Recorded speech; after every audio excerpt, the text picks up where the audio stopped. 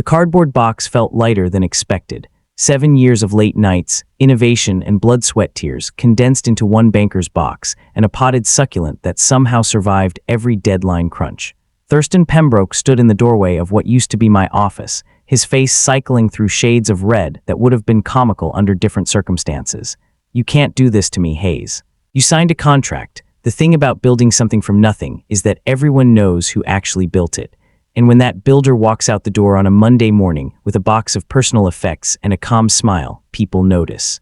What Thurston didn't anticipate was how many people would follow. If workplace dynamics and the messy reality of corporate politics sound familiar, then this story might hit close to home. Welcome to the corporate vault, where the suits come off and the real stories of boardroom battles, career vindication, and professional reckonings get told. The kind of stories that don't make it into the employee handbook.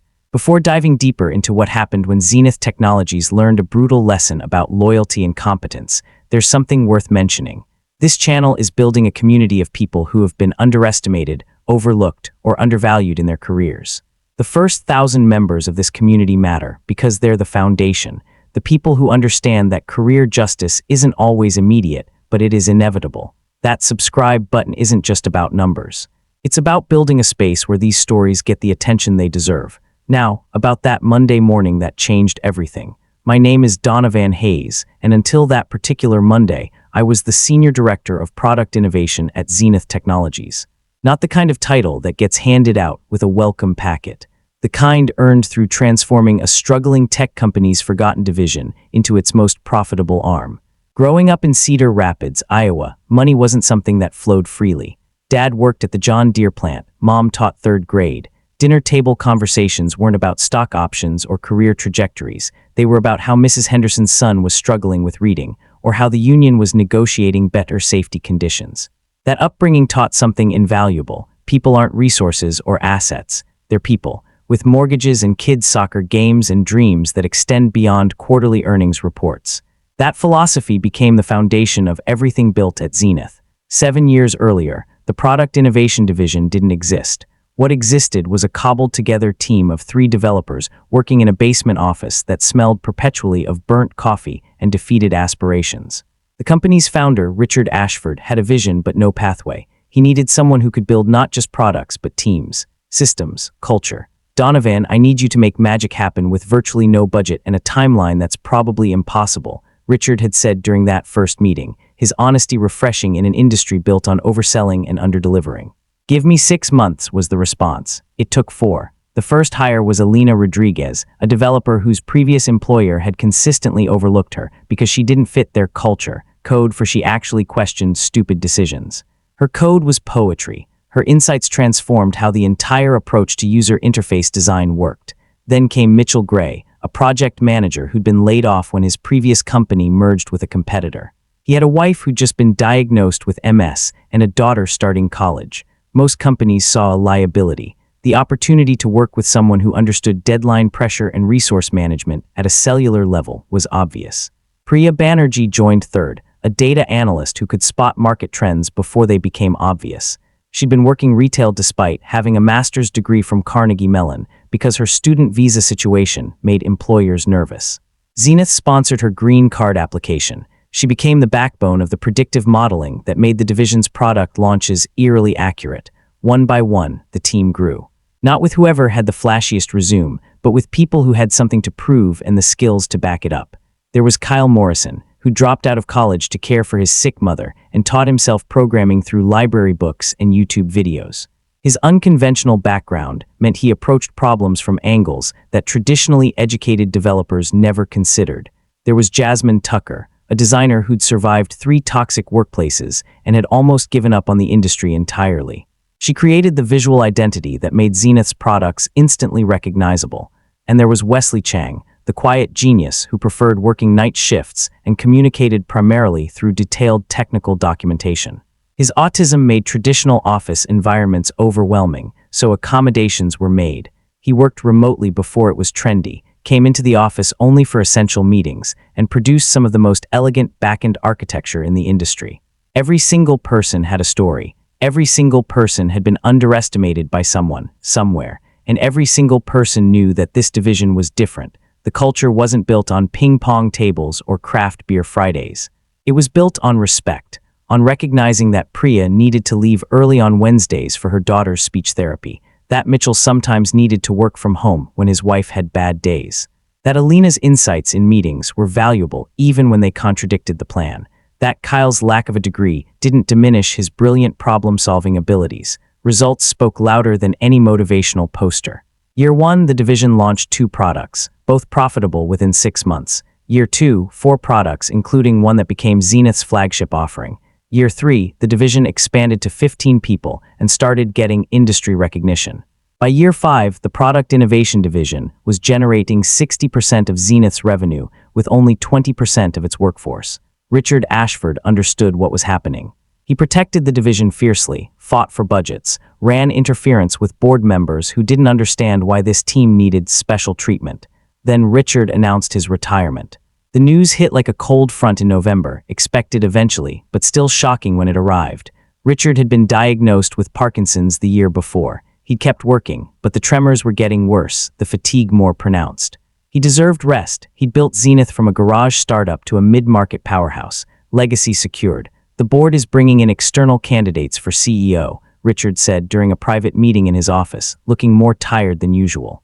I advocated for promoting from within, but they want fresh perspective. The air quotes were audible in his tone. Who are they considering? Richard's pause said everything. Thurston Pembroke is the frontrunner.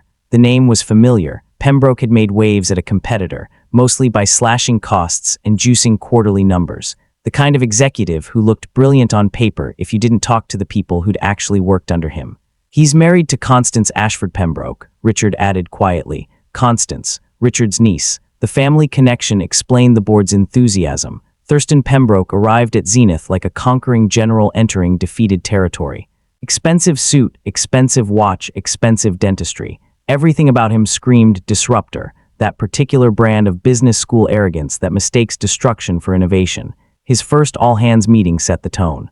I've reviewed the financials, and while the product innovation division shows strong numbers, there's significant overhead in terms of personnel benefits and accommodations. We need to optimize. Corporate speak for cutting anything that couldn't be easily quantified on a spreadsheet. Going forward, all departments will need to justify their ROI on a monthly basis. I'm implementing a new performance review system based on metrics I've used successfully at previous organizations. Alina leaned over during the meeting. He's going to ruin everything, isn't he? Let's give him a chance, was the diplomatic response, not really believing it. The metrics-based review system landed like a bomb. Suddenly, Wesley's brilliant architectural work was being measured by lines of code produced, a fundamentally stupid metric that anyone with basic tech knowledge understood was meaningless. Jasmine's design work was being evaluated by number of assets created rather than impact. Mitchell's project management was being scored on how many meetings he attended rather than whether projects shipped on time and under budget. The system was designed for compliance, not excellence. Then came the optimization of benefits, the flexible schedule that accommodated Priya's family needs. Gone. Everyone needed to be in office 8-6, non-negotiable. Wesley's remote work arrangement, terminated. He needed to be in office like everyone else, sensory issues be damned. These accommodations create inequality, Thurston explained during a leadership meeting. Everyone should be held to the same standards. These aren't special treatment, they're basic accommodations that allow talented people to do their best work. The counterargument came out more heated than intended. Thurston's smile was patronizing. Donovan, I understand you've built relationships with your team, but that kind of emotional management doesn't scale. We need systems, not feelings. Wesley quit 2 weeks later. His resignation letter was characteristically brief. I cannot work in an environment that considers my neurodivergence a character flaw rather than a different operating system. Thank you for 7 years of respect. I will miss working with people who valued output over performative presence. His departure gutted the team's morale. Jasmine started interviewing elsewhere. Kyle's usual optimism dimmed. Alina became uncharacteristically quiet during meetings. Revenue started slipping, not dramatically, but noticeably. Products that should have launched in Q2 were delayed to Q3. Customer satisfaction scores dipped. The metrics Thurston cared about, the ones that looked good in board presentations, stayed strong. The metrics that actually mattered started flashing warning signs. Richard reached out during this period, his voice shaky over the phone. I'm hearing troubling things, how bad is it? He's undoing everything we built. The team is hemorrhaging talent and morale. I'm no longer on the board, but I still have relationships. Let me make some calls. Whatever calls Richard made didn't penetrate the wall of family loyalty surrounding Thurston. The board loved him. He'd cut costs by 15% while maintaining revenue, at least on paper. That the revenue maintenance was purely due to products developed before his arrival didn't factor into their assessment. 6 months into Thurston's tenure, he called a meeting. Not a team meeting, a private one-on-one in his expansive corner office that used to be Richard's space. The warm earth tones and family photos had been replaced with sterile gray and motivational posters about disruption and optimization. Donovan, I've been impressed with how you've maintained division performance despite some team transitions, Thurston began, which was corporate speak for despite people quitting because of my policies. The team is talented. They're resilient. Yes, well, about the team. I'm making some structural changes. I'm bringing in someone to take over as Senior Director of Product Innovation. The words hung in the air like smoke from an electrical fire, acrid and alarming. I'm sorry, what? Kevin Sheridan. He's brilliant, Harvard MBA, worked at some impressive companies. He's also Constance's younger brother, which provides good family synergy for the organization. Kevin Sheridan. The name was vaguely familiar from Constance's social media, a 28-year-old who posted mostly about golf trips and networking events. His LinkedIn was impressive if you didn't look too closely. Lots of jobs, none lasting more than 18 months. Lots of buzzwords, thin on actual accomplishments. Thurston, I built this division from scratch. The team trusts me. Bringing in external leadership, especially someone without product development experience. Kevin has extensive strategic experience. What he needs is operational knowledge. That's where you come in. Thurston's smile was practiced, empty. I'm creating a new role for you, Senior Advisor for Product Innovation. You'll mentor Kevin, help him get up to speed, transfer your institutional knowledge. Think of it as succession planning. Succession planning, the corporate euphemism for demotion. And if I decline this new role, Thurston's smile thinned. I'd hate to lose you, Donovan, but Zenith is evolving. People either evolve with it or find opportunities elsewhere. Your choice. The calculation was transparent. Accept the demotion and slowly fade into irrelevance, or quit and let Thurston install his unqualified relative without resistance. Either way, Thurston won. I'll need to think about it. Take the weekend. I need an answer Monday. That Friday evening, the team gathered at Hannigan's, the Irish pub that had hosted countless celebration drinks and commiseration sessions over the years. They knew something was wrong before anything was said. Thurston's bringing in his brother-in-law to take over as senior director. The words came out flat, defeated. I'm being promoted to advisor role. The silence was profound. That's garbage, Alina finally said. Kevin Sheridan couldn't innovate his way out of a paper bag. I looked him up. He's been fired from 3 companies. How is that even legal? Priya asked. It's legal. It's just unethical. Mitchell's usual calm had an edge. What are you going to do? Honestly, I don't know. Kyle, who rarely spoke in group settings, cleared his throat. Whatever you decide, we're with you. You gave me a chance when nobody else would. That matters. Jasmine nodded. This team exists because you built something based on respect. If you leave, that culture leaves with you. Don't make decisions based on me. You all have careers, families, mortgages, and we have self-respect, Alina interrupted, which means we don't work for people who treat talent like interchangeable parts. That weekend was spent hiking the trails at Starved Rock State Park, a 3-hour drive that provided space to think. The canyons and waterfalls had always been a reset button, a place where perspective could be regained. Dad called Saturday evening. He'd retired from John Deere the previous year and was enjoying his workshop time. You sound stressed, son. What's going on? The whole story spilled out. Thurston, the demotion, the impossible choice. Dad was quiet for a moment. Remember when the plant brought in new management back in '98? Guy named Hoffman, vaguely. Hoffman came in with all these efficiency ideas. Time studies, quota increases, elimination of redundant safety protocols, made everything about numbers. Your Uncle Jack was shop steward at the time. He tried working with Hoffman, tried explaining why the protocols existed, why the quotas were already at optimal levels. Hoffman didn't listen. What happened? Jack organized a work-to-rule campaign. Everyone did exactly what their job description said, nothing more. No flexibility, no improvisation, no going above and beyond. The plant's productivity dropped 20% in a month. Turns out all those inefficiencies Hoffman wanted to eliminate were actually the grease that made everything run smoothly. Did Hoffman learn? Nope. Got promoted to regional management. But Jack taught me something important. You can't fix a system that doesn't want to be fixed. Sometimes the most powerful thing you can do is remove your labor from the equation and let natural consequences teach the lesson. Sunday morning brought clarity. The decision wasn't about pride or revenge. It was about values. Thurston had made clear what he valued: compliance, family loyalty, and metrics that looked good in PowerPoint presentations. What he didn't value: actual innovation, team culture, or the people who'd built Zenith's success. Staying meant endorsing those values. Leaving meant risking financial security but maintaining integrity. Mom always said that you can't control other people's choices, only your own response. Thurston had made his choice. Time to make the appropriate response. Monday morning arrived with unusual clarity. The desk was cleaned out methodically: awards, photos, the succulent personal books. Everything fit in one box. 7 years, one box. Elena arrived early, saw the packing, and immediately understood. You're leaving. I am. Good. Me too, Elena, you don't have to. I'm not following you out of loyalty, Donovan. I'm leaving because staying means working for incompetence. I've done that before. Never again. By 9 a.m., when Thurston arrived with Kevin Sheridan in tow, 5 other team members had cleaned out their desks. Mitchell, Priya, Kyle, Jasmine, and 2 junior developers named Harper and Liam. The core of the product innovation division, packed and ready to exit. Kevin Sheridan looked exactly as expected: expensive casual clothes, perfectly styled hair, and the slightly confused expression of someone who'd been promised a department to run without understanding what that actually entailed. Thurston's face progressed through several shades of red before landing on a purple that suggested dangerous blood pressure levels. What is this? What are you all doing? Leaving. The response was calm, effective immediately. Our resignation letters are in your inbox. You can't do this. You have contracts, non-compete clauses. The contracts have 30-day notice clauses that can be waived by mutual agreement or if continuing employment creates hostile work conditions. Given that I'm being demoted to make room for unqualified nepotism, and given that 6 other team members are experiencing constructive dismissal through elimination of previously agreed-upon accommodations, any lawyer would argue hostile work environment.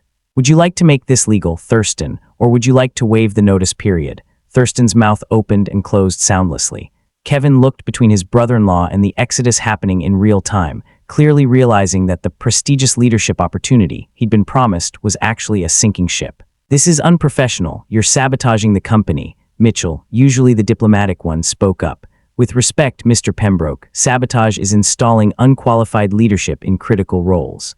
We're simply making rational career decisions. Good luck to Kevin. The words were genuine. The kid was in over his head through no real fault of his own. Thurston had set him up for spectacular failure. You're going to need it. The walkout of Zenith Technologies felt simultaneously liberating and terrifying. 7 people, carrying boxes, emerging into a Monday morning that suddenly held infinite possibility and significant uncertainty. So, Elena said, standing in the parking lot, what now? Now we figure out what comes next. Priya laughed, slightly manic. I have about 4 months of savings. Please tell me you have a plan. The beginning of one. That evening, the entire team gathered at Mitchell's house. His wife, Amanda, had made coffee and laid out sandwich fixings, treating the gathering like the crisis planning session it was. Okay, Elena said, opening her laptop. Reality check time. We all just quit stable jobs in an economy that's not exactly hiring freely.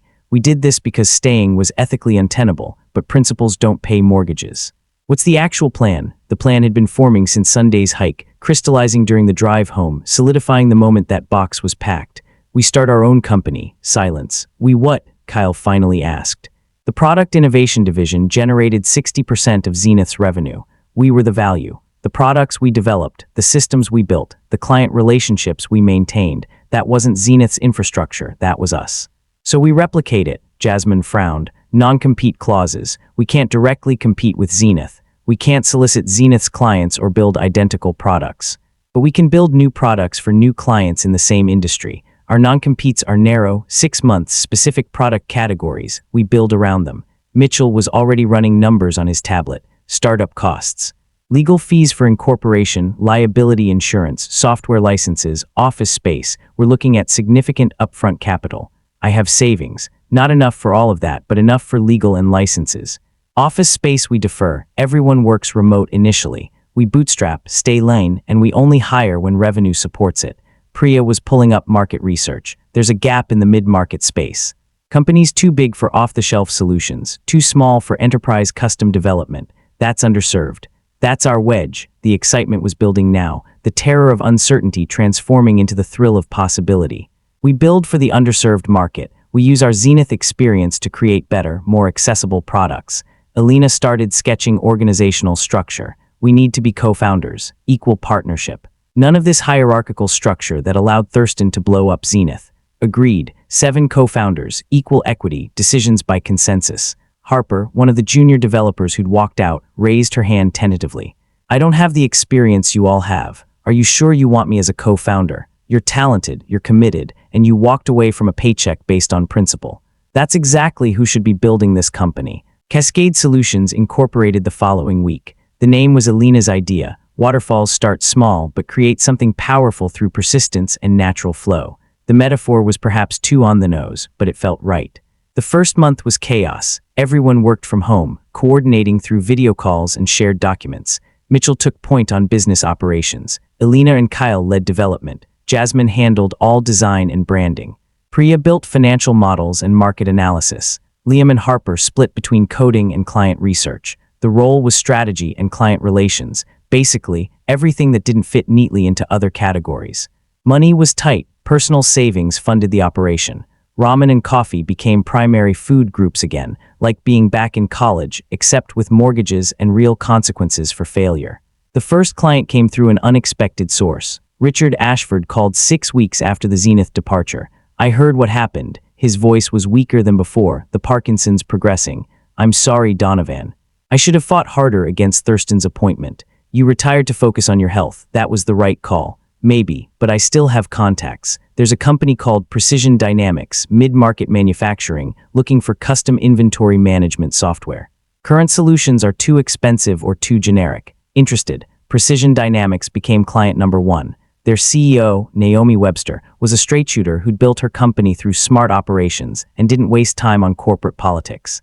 Richard says you're the team that actually built Zenith's best products, Naomi said during the first meeting. He also says you walked away because the new CEO is an idiot. I appreciate both the competence and the principles. The Precision Dynamics contract was modest but sufficient. It covered 3 months of operating costs and provided a reference project. The team delivered in 8 weeks, under budget and exceeding specifications. Naomi's testimonial opened doors. She sat on 2 industry boards and knew every mid-market CEO in the region. Referrals started coming in. Small projects initially, but consistent. By month 4, Cascade Solutions had 6 active clients and was cash flow positive. Meanwhile, Zenith was imploding. The news came through industry contacts and LinkedIn updates. Products were missing deadlines. The flagship platform had experienced a major bug that took 3 days to fix, something Wesley could have solved in 30 minutes. Client satisfaction scores were plummeting. 2 major accounts had left for competitors. Thurston's response was predictable. Blame the remaining team, implement more metrics, demand more hours. The few talented people who'd stayed after the exodus started leaving. The product innovation division that had been the company's crown jewel was hemorrhaging talent and revenue. Kevin Sheridan lasted 4 months before being transitioned to a strategic advisory role, which was corporate speak for being kicked upstairs into irrelevance. Thurston brought in another external candidate, then another when that one failed. Each iteration was worse than the last. By month 6, Zenith's stock price had dropped 40%. The board was asking uncomfortable questions. Industry publications that had previously praised Zenith's innovation were now running postmortems about its decline. Richard sent a text. The board is discussing replacing Thurston. Possible constants will divorce him too. Karma works slowly but thoroughly. There was no satisfaction in Zenith's collapse. People who'd had nothing to do with Thurston's decisions were losing jobs. Good people, caught in the consequences of bad leadership. Cascade Solutions' first year ended with 15 employees and $2.3 million in revenue. Not spectacular by industry standards, but profitable and sustainable. The company culture was intentionally designed to be everything Zenith under Thurston wasn't. Flexible schedules were standard. Remote work was normalized. Parent. Leave early for school pickups. Neurodivergent. Structure your environment for optimal productivity. Chronic illness. Work when you're functional, rest when you're not. The metric was output and quality, not performative presence. The team hired carefully. Every candidate was assessed not just for skills, but for cultural fit. Could they handle ambiguity? Did they respect different working styles? Could they disagree constructively? One early hire was Imogen Park, a developer who'd been out of the workforce for 3 years caring for her father through cancer treatment. Traditional companies saw a resume gap and moved on. Cascade saw someone with time management skills forged in crisis and caregiving experience that translated to patience and empathy. She became one of the most reliable developers on the team. Another hire was Terrence Williams, a project manager who'd been laid off at 53 and couldn't get interviews because of age discrimination. He brought decades of experience and a Rolodex of industry contacts that opened doors. By year 2, revenue hit $5.8 million. The team had grown to 30 people. Office space became necessary, not because of productivity concerns, but because people wanted a physical space to collaborate. The office was designed with input from everyone: quiet rooms for focused work, collaboration spaces, a legitimately good coffee setup, and flexible furniture that could be rearranged as needed. Year 3 brought the inflection point. A major enterprise client, Titan Forge Industries, reached out. They'd been working with Zenith but were looking for alternatives after multiple project failures. "We need a complete operational management platform," their CTO, Angela Morrison, explained. "Zenith promised delivery in 8 months. We're now 14 months in, 3 months past deadline, and the product doesn't work.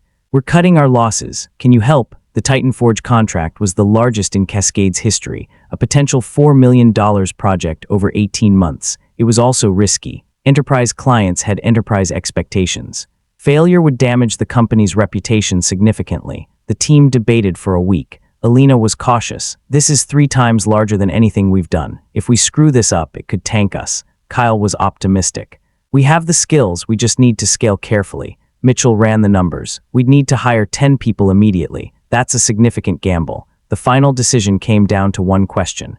Could the current team with strategic hires deliver what Titan Forge needed? Yes. The answer was yes. Cascade took the contract. 10 new hires came aboard, carefully vetted. The project was intense: 18 months of complex development, intricate client coordination, and pressure unlike anything previously experienced. The platform launched 2 weeks early, under budget, and exceeded specifications. Angela Morrison's testimonial was glowing. Cascade Solutions delivered what Zenith couldn't, and they did it with professionalism and communication that made us feel like partners, not just clients. That testimonial, combined with the successful deployment, transformed Cascade's market position. Enterprise clients started reaching out. The company that had started with 7 people in home offices now employed 65 people and generated $18 million in annual revenue. Year 4 brought an unexpected phone call. "Mr. Hayes, this is Constance Ashford, not Ashford Pembroke anymore, apparently. I'm on the board at Zenith Technologies. I was hoping we could meet." Constance looked tired. The polished socialite veneer was intact, but there were cracks, dark circles imperfectly concealed by makeup, tension around her eyes. "Thank you for meeting with me," she began, ordering coffee they both knew neither would drink. "I'll be direct. Zenith is in trouble. Revenue is down 60% from its peak. We've lost most of our major clients. The board is discussing bankruptcy or acquisition options." "I'm sorry to hear that. Are you?" Her smile was brittle. "Uncle Richard warned me about Thurston. I didn't listen. I thought family loyalty mattered more than competence. I was wrong." The silence stretched. "Thurston and I divorced 8 months ago. I've also taken a more active role on the board. We've removed him as CEO. What we need now is someone who can rebuild what was destroyed." The implication was clear before she stated it explicitly. "We want you to come back.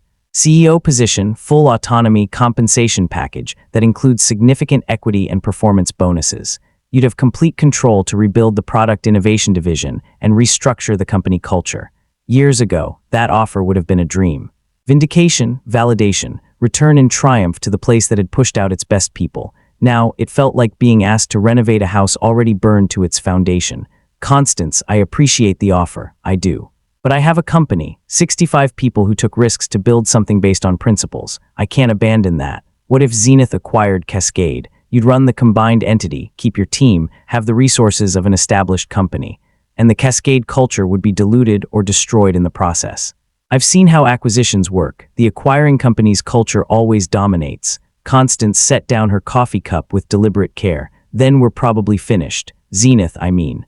Without a significant change, we'll be bankrupt or acquired by a competitor within 18 months. There was real grief in her voice. Whatever her faults, she'd grown up with Zenith as part of her family legacy. Watching it collapse was personal. "I'm genuinely sorry. For what it's worth, this wasn't about revenge. It was about building something better." "I know, that almost makes it worse." They parted without animosity. Constance returned to a company circling the drain. The return was to Cascade and a team meeting where the Zenith offer was disclosed fully. Could have gone back as CEO, Elena said, but you chose to stay here. Why? Because this, gesturing around the conference room to the team gathered there, is what matters. Zenith was a job, Cascade is a mission. Mitchell smiled. Excellent answer. Also, staying here means we don't have to deal with Thurston's mess. Thurston's gone, actually, divorced and removed from CEO position. Kyle raised his eyebrows. Karma really is undefeated. It's not about karma. It's about natural consequences. Thurston built a system based on metrics instead of people, nepotism instead of competence. That system inevitably collapsed. Zenith Technologies filed for Chapter 11 bankruptcy 16 months after the conversation with Constance. Their assets were acquired by a competitor, the brand name disappeared, and most remaining employees were laid off. Some of them reached out to Cascade, and a few were hired, good people who'd been caught in bad leadership. Richard Ashford passed away that same year. The Parkinson's had progressed to the point where quality of life diminished significantly. His memorial service was well attended. During the eulogy, his children talked about his proudest professional achievement, building a company that prioritized people alongside profit. Dad always said that Donovan Hayes understood what Zenith was supposed to be better than anyone, Richard's daughter, Allison, said from the podium. He told me, about a month before he passed, that watching Cascade Solutions succeed felt like his legacy continued even though Zenith failed. He said, I built a company. Donovan built a movement. That quote became a framed piece in Cascade's lobby. Year 5, Cascade Solutions hit $32 million in revenue with 90 employees across 3 offices. The company culture remained intentionally counter to traditional corporate structures. Titles were minimal, hierarchy was flat, decisions were collaborative, profits were shared, every employee received equity and quarterly profit-sharing bonuses. The employee retention rate was 96%. In an industry where job hopping was standard and 2-year tenures were normal, Cascade employees stayed, because they were valued, respected, and treated like humans rather than resources. Industry publications started covering Cascade not just for its products, but for its culture. Articles titled How Cascade Solutions Redefined Tech Company Culture and the Anti-Corporate Corporation. Inside Cascade's radical approach to employee value, speaking invitations came in. Business schools wanted case studies. The story of 7 people walking away from stability to build something based on principles resonated, especially with younger professionals disillusioned by traditional corporate structures. During one university speaking engagement, a student asked, "Do you regret leaving Zenith? You could have stayed, collected a paycheck, and let someone else deal with the dysfunction. Staying would have meant endorsing values I didn't believe in." Short-term, walking out was terrifying. Long-term, it was the only ethical option. Regret isn't part of the equation. Another student followed up, "But you and your team took huge financial risks. What if Cascade had failed? Then we would have failed building something we believed in rather than succeeding at something fundamentally wrong. That matters." Year 6 brought an unexpected visitor to Cascade's main office. Kevin Sheridan, looking significantly different from the polished MBA graduate who'd been installed as Zenith's product innovation director. Older, humbler, wearing off-the-rack clothes instead of designer labels. "I appreciate you seeing me," Kevin began, clearly uncomfortable. "I know I don't deserve your time. What can I do for you?" "Nothing. I mean, I'm not here to ask for anything. I wanted to apologize." He paused, gathering words. "When Thurston brought me into Zenith, I knew I wasn't qualified. I knew it was nepotism. I told myself it was an opportunity, that I'd learn that I deserved a shot. But the truth is I took a job I wasn't ready for and displaced someone who'd earned it. That was wrong." The apology was unexpected. Kevin continued. "After Zenith collapsed, I spent a year doing contract work, junior-level stuff. I had to rebuild skills I'd never properly developed because I kept getting promoted through family connections rather than competence. It was humbling, necessary but humbling. What are you doing now?" "I'm a project coordinator at a small software company. Entry-level position. I'm actually qualified for it, which is novel." His self-deprecating smile had genuine warmth. "I'm also in therapy, working through some entitlement issues and family dynamics. Turns out being the golden child who never had to earn anything creates psychological problems." Who knew? The growth was evident. This version of Kevin, self-aware, humble, doing the actual work, was someone worth respecting. "I'm glad you're finding your path. I won't take more of your time. I just needed to say I'm sorry for taking that job, for being part of what pushed you and your team out, for not having the courage to tell Thurston it was wrong." Kevin left shortly after.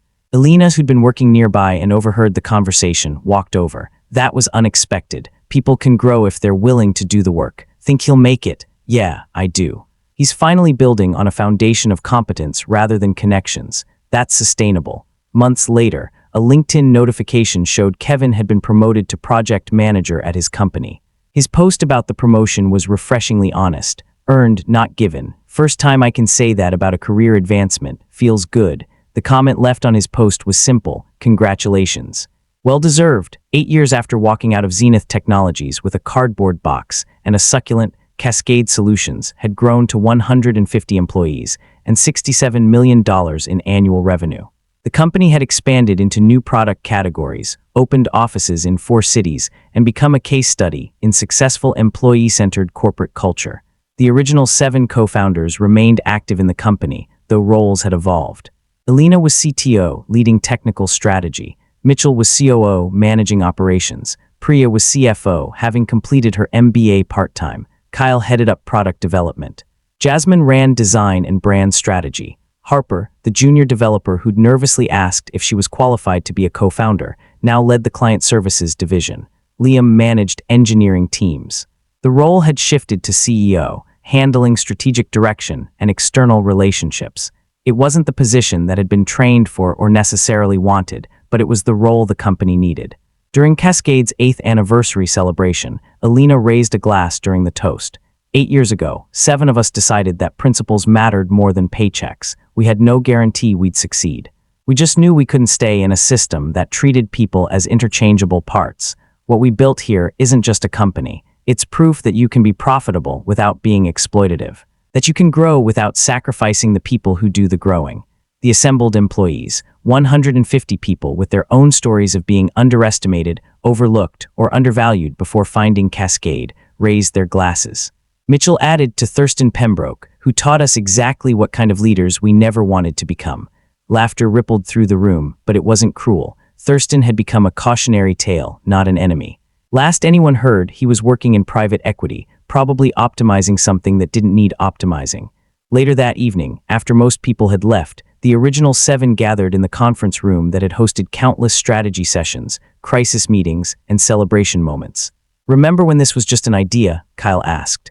We were in Mitchell's living room, unemployed, terrified, eating Amanda's sandwiches and pretending we weren't panicking. I was absolutely panicking, Priya admitted. I had 4 months of savings and a daughter in speech therapy. I kept thinking, what have I done? But you stayed, Jasmine said. We all stayed. We could have bylaid, found other jobs, played it safe. Playing it safe would have meant betraying everything we knew was right, Mitchell said quietly. Some things matter more than safety. The succulent from that original Zenith office sat on the conference room windowsill, significantly larger now, thriving in ways that mirrored the company's growth. Elena noticed the attention on the plant. That thing has survived 8 years, 3 offices, and my notoriously black thumb. It's basically indestructible. It's a good metaphor. The observation came with a smile. Build something with strong roots, give it the conditions to thrive, and it'll survive almost anything. Cascade Solutions' story became a staple of business school case studies, the Cascade Effect. How ethical leadership creates sustainable growth. Students analyzed the decision to walk away, the risk of starting a company, the intentional culture building. The most common question in those case studies. Was the financial risk worth it? The answer was always the same. The risk wasn't financial, it was ethical. Staying at Zenith would have meant compromising values that define who we are. No amount of salary is worth that.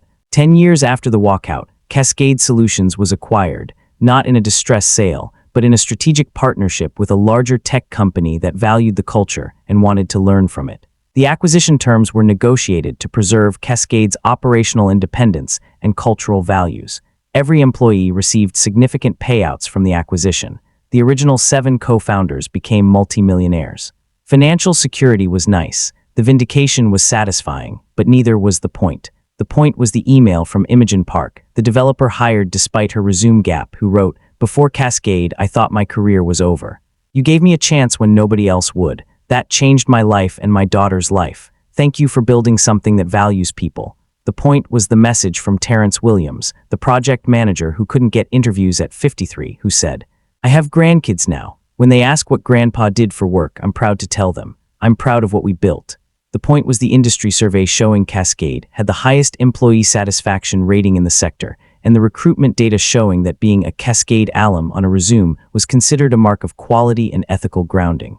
The point was building something that proved competence and compassion weren't mutually exclusive, that profitability and principles could coexist, that the false choice between financial success and human decency was exactly that, false. Thurston Pembroke's approach, metrics over people, nepotism over competence, short-term profits over long-term sustainability, had seemed powerful in the moment. It had destroyed Zenith within 2 years.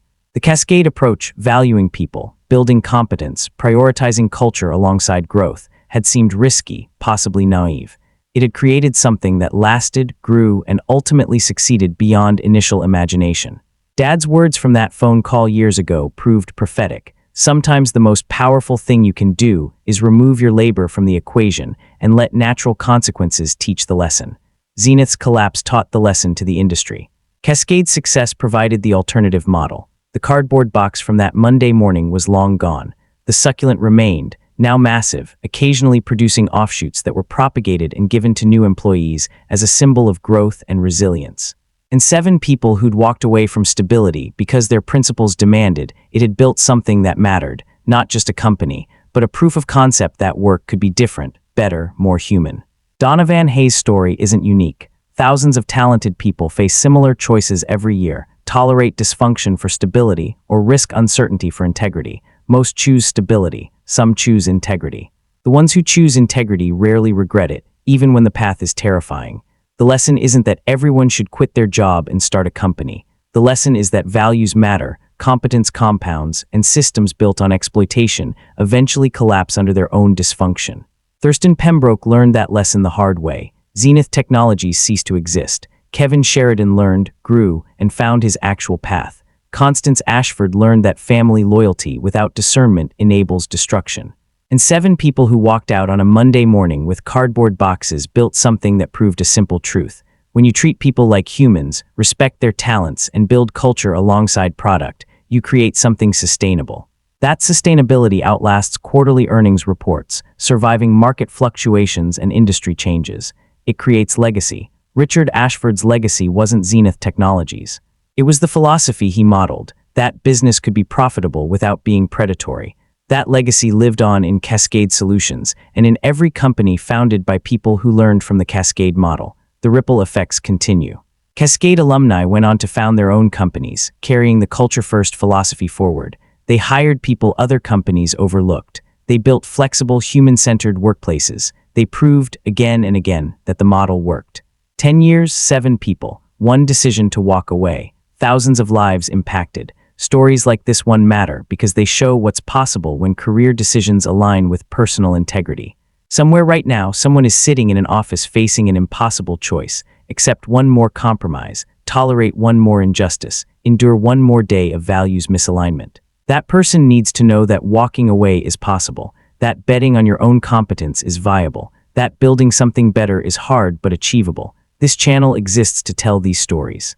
The corporate vault is building a community of people who understand that career success isn't just about climbing ladders, but about choosing which ladders deserve the climb, about knowing when to stay and when to walk away, about recognizing that loyalty to principles sometimes means walking away from institutions that betray them.